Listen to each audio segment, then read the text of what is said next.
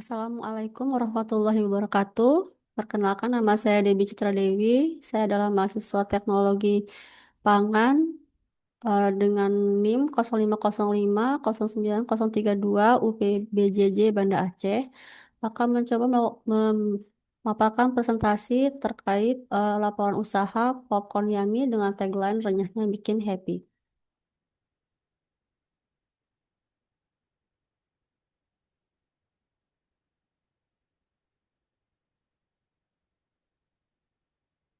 Baik, saya akan memaparkan terkait deskripsi, aspek pemasaran, keuntungan, umur usaha, faktor teknis teknologi, lingkungan pasar, persaingan, dampak lingkungan, serta faktor legal. Jadi produk yang saya buat ini adalah popcorn yummy dengan rasa original, tanpa ada tambahan penyedap lainnya, hanya garam, minyak, dan jagung pipil kering. Jadi eh, produk ini adalah produk yang dikemas dengan kemasan praktis dan cita rasa gurih, teksturnya, harga terjangkau yaitu 4.000 dan ini cukup terjangkau. Kemudian diproduksi secara sederhana dan diproduksi tiap hari untuk menjaga kualitas. Jadi diproduksinya ini dalam jumlah kecil dan dibuat setiap hari. Alur produksi popcorn ini adalah melalui persiapan atau persiapan alat bahan, pemasakan yaitu dari pencampuran dan pemanasan jagung, kemudian proses pemekaran menjadi popcorn, lalu pendinginan. Tahap selanjutnya adalah pengemasan dan pelabelan, lalu pendistribusian dan penjualan. Berikut ini adalah alat yang dipergunakan. Alatnya sangat sederhana. Kemudian untuk bahannya ini terbagi menjadi 3 jenis yaitu bahan baku, yaitu jagung pipih kering, minyak goreng, margarin, dan garam. Kemudian bahan penolongnya adalah sarung tangan plastik dan eh, gas LPG. Kemudian kemasan, yaitu kap plastik dengan tutupnya dan stiker label. Modal awal dari usaha ini ialah jagung pipih kering, margarin, minyak goreng, garam, cup, label plastik, stiker, dan kebetulan gas LPG dengan total perkiraan dalam 40.400 untuk satu kali produksi yang berkisar 30 gram cup plastik. Jadi setiap cupnya itu beratnya 30 gram. Ada 10 produk yang saya buat. Jadi untuk 40.400 ini dibagi 10 cup berarti HPP-nya adalah 2.120 per cup popcorn. Kemudian alur produksinya adalah seperti ini, yaitu penyiapan bahan dan ini kemasannya adalah gelas plastik dengan cup yang diberi stiker. Kemudian tahap selanjutnya adalah pencampuran bahan, yaitu pemanasan margarin, kemudian jagung pipilnya ini kemudian ditutup dan ditunggu hingga mengembang menjadi popcorn dan kemudian didinginkan. Setelah didinginkan, kemudian dikemas ke dalam kap plastik dengan ditimbang. Jadi berat setiap kap plastik ini adalah 30 gram. Kemudian selanjutnya adalah setelah dikemas didistribusikan. Di mana proses penjualan ini adalah menggunakan sistem konsinyasi yaitu tidak memasakkan langsung tapi menitipkan ke eh, ini kantin kantor seperti ini ada 10 cup. Kemudian eh, nanti sistem pembayarannya adalah tunai. Kemudian ini ada testimoninya, ada beberapa testimoni yang saya dapatkan. Dan keuntungannya adalah karena saya menjualnya 4.000 per cup, ini sudah dikurangi biaya konsinyasi 1.000. Jadi sebenarnya penjualan di kantin itu ada 5.000. Namun saya mendapatkan 4.000 karena 1.000-nya adalah untuk kantin. Jadi keuntungannya adalah 1.880 per produk. Dengan total 10 produk yang saya jual dan semuanya habis, keuntungan dari 10 produk adalah 18.800. Baiklah, untuk aspek pemasaran adalah saya memasarkannya adalah untuk segmentasinya untuk pecinta camilan dengan harga ekonomis, kemudian targetnya adalah karyawan kantor, mahasiswa, dan sebenarnya ini bisa untuk siapa saja. Kemudian positioningnya ini adalah camilan popcorn yang praktis, renyah, dan cocok dinikmati kapan saja. Kemudian untuk sistem penjualnya sendiri sejauh ini adalah sistem konsinyasi, namun tidak menutup kemungkinan untuk menjualnya eh, dengan cara lain seperti melalui penjualan memanfaatkan media sosial dengan aplikasi marketplace misalnya. Kemudian untuk keuntungan ini berbanding lurus dengan proses pengembangan usaha yang akan dijalankan berikutnya, yaitu hal ini akan berjalan dengan baik apabila permintaan pasar yang konsisten tetap terjaga karena sebenarnya untuk popcorn ini adalah camilan yang umumnya semua orang bisa menerimanya. Kemudian untuk biaya produksinya relatif rendah karena untuk biaya produksi ini hanya menggunakan alat-alat dan bahan yang sederhana. Kemudian proses memasaknya pun singkat.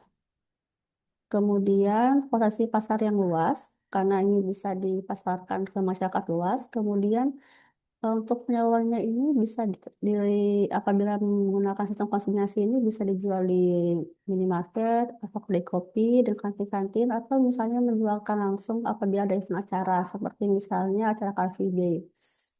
Kemudian sangat terbuka luas untuk pengembangan rasa, variasi serta bentuk kemasan. Kemudian terkait umur usaha eh, di masa depan yaitu terkait peluang usahanya. Ini umumnya diminati banyak kalangan, bahan baku yang diperoleh ini mudah. Mungkin ke depannya akan memesan bahan baku dengan kuantiti yang lebih banyak dari subsidi grosir. Kemudian peluang untuk berinovasi dari segi selera maupun kemasan, kemudian perbaikan kemasan dan produk, dan memperluas mitra pemasaran.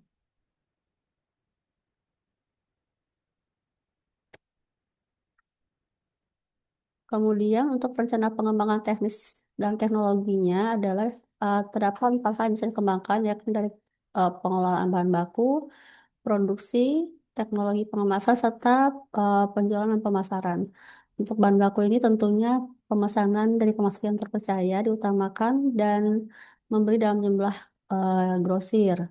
Kemudian eh, untuk pengembangan produksinya ini dapat menggunakan peralatan yang lebih besar kapasitasnya, seperti kuali yang lebih besar, ataupun menggunakan seperti ini adalah mesin popcorn dengan kapasitas yang besar yang menggunakan gas. Kemudian dapat ditambahkan variasi rasa lainnya dan untuk produksi ini bisa diterapkan untuk pre-order. Jadi untuk pemesanan dengan jumlah besar ini eh, menggunakan sistem pre-order. Kemudian untuk teknologinya ini adalah untuk pengemasan ini akan mencoba untuk menggantinya dan kemasan yang lebih kedap udara, mungkin saya tambahkan dengan silika gel dan menggunakan kemasan lainnya sesuai dengan volume produk yang eh, dihasilkan. Kemudian bisa menambahkan informasi yang menarik dan hal lainnya untuk menambah daya tarik pada kemasannya. Kemudian untuk pengembangan penjualan pemasarannya ini adalah memperluas di jaring penjualan karena sebelumnya hanya jual di kantin, mungkin nanti bisa dijual di tempat yang lain seperti kedai kopi, toko retail lokal, dan lainnya. Kemudian memanfaatkan media sosial sebagai sarana promosi dan komunikasi dan juga dapat eh, menjadi media yang sangat baik kalau misalnya untuk promosi produk-produk baru atau misalnya survei-survei apa online gitu bisa juga di situ. Kemudian untuk pengembangan layanan pemesanan juga besar. Ini misalnya bisa menggunakan eh, Gojek gitu kerjasama dengan transportasi online. Kemudian untuk lingkungan pasar yang potensial sejauh ini adalah kantin, kantin-kantin sekolah bisa, kantor, kemudian kedai, warung, minimarket, atau soal lain-lainnya untuk penjualan online dan event. Ini maksudnya adalah event-event yang diadakan, misalnya event pasar tani atau Car Free Day dan lain-lainnya atau acara pameran lainnya. Kemudian untuk persaingan dengan kompetitor, di sini persaingan di sini lebih ke jenis camilan lain yang beredar. Karena jenis camilan ini banyak, ada yang basah, ada yang kering. Sedangkan popcorn ini adalah jenis camilan kering. Kemudian untuk dibandingkan dengan camilan yang lainnya ini terdapat variasi atau perbedaan dari kemasan produknya, varian rasa serta ketahanan produk. Nah, dalam menyiasati persaingan ini, yaitu untuk jenis camilan yang beredar misalnya, menonjolkan konsep terkait freshly made popcorn atau dibuat segar setiap hari, kemudian menawarkan berbagai macam ukuran dan kemasan tentunya yang akan disesuaikan demi kepraktisan. Kemudian dapat juga untuk membuat edisi musiman, misalnya hampers gitu. Untuk kemasan produk nantinya bisa disesuaikan sesuai dengan jumlah dan eh, perkembangan mungkin ke depannya. Apakah akan mengganti dengan eh, kemasan lain yang lebih menjaga kualitas namun tetap mempertahankan harga produknya tidak tinggi. Kemudian varian rasa bisa ditambahkan seperti keju, jagung, balado, dan lain-lainnya. Tapi untuk rasa ini mungkin hanya dites sekitar dua rasa baru dan tidak langsung banyak karena melihat respon dari konsumen. Kemudian untuk aspek tatanan produk ini adalah menggunakan kemasan kedap udara, sealer yang lebih baik, serta penyimpanan yang diperhatikan. Gitu. Mungkin kan disimpannya mungkin tempat-tempat terbuka seperti itu ya kan untuk di tokonya. Kemudian untuk dampak faktor lingkungan terhadap usaha ini ada berbagai macam faktor lingkungan yaitu dari lingkungan ekonomi ini berpengaruh terhadap daya beli masyarakat. Kemudian faktor lingkungan sosial dan tren di mana ada tren yang mempengaruhi preferensi masyarakat membeli. Kemudian faktor lingkungan teknologi bahwa ada percepatan teknologi yang berdampak positif maupun negatif terhadap eh, perkembangan atau daya jual dan daya beli produk. Kemudian faktor lingkungan persaingan ini banyaknya pelaku usaha yang juga menjual popcorn serupa ataupun jenis cemilan lain. Kemudian faktor lingkungan alam dan cuaca ini berdampak pada daya simpan produk, ketahanan produk.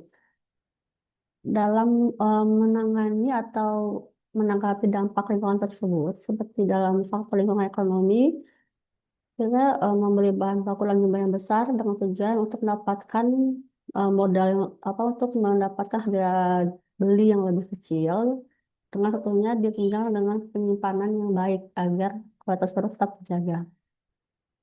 Kemudian untuk faktor tren ini mengembangkan varian rasa karena untuk melihat apa sih yang tren misalnya di sekarang ini mungkin ada popcorn matcha mungkin kita nggak tahu tapi itu bisa dipertimbangkan ke depannya. Kemudian untuk faktor lingkungan teknologi ini adalah untuk memanfaatkan eh, seperti yang sudah kita tahu WhatsApp, Instagram, TikTok untuk promosi.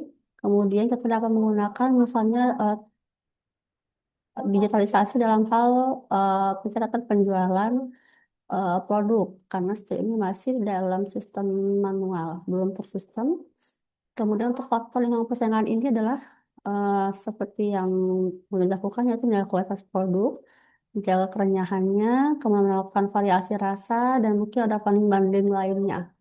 Atau bekerja sama dengan produk yang lain gitu untuk banding dan semacamnya. Kemudian untuk faktor lingkungan alam dan cuaca, ini adalah menggunakan kemasan kedap udara, sealer yang baik, kemudian tempat penyimpanan produk tempat yang bersih ini untuk bahan baku, juga ditempatkan tempat yang baik karena tadi kan eh, memberikan jumlah yang banyak agar meminimalisir kerusakan produk. Selanjutnya adalah faktor legal yang diterapkan.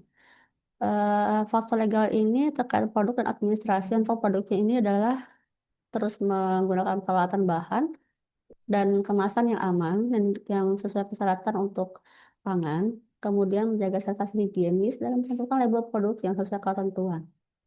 Jadi sejauh ini kemasan produknya itu masih simple, hanya nama produknya saja dan rasa. Dapat bisa tambahkan mungkin tentang informasi nilai gizi atau komposisi yang bisa menarik perhatian pembeli atau misalnya menggunakan kemasan tertentu yang eh, konsumen juga menyukainya. Kemudian untuk administrasi sendiri adalah melakukan pengurusan izin berusaha, melakukan pelaksanaan produk, pengepan itu nomor PRT, dan kedepannya apabila usaha ini berjalan dengan baik, dapat mendapatkan merek produk untuk perkembangan dan kelangsungan produk ini berikutnya. Baik, sekian. Terima kasih. Dari saya. Wassalamualaikum warahmatullahi wabarakatuh.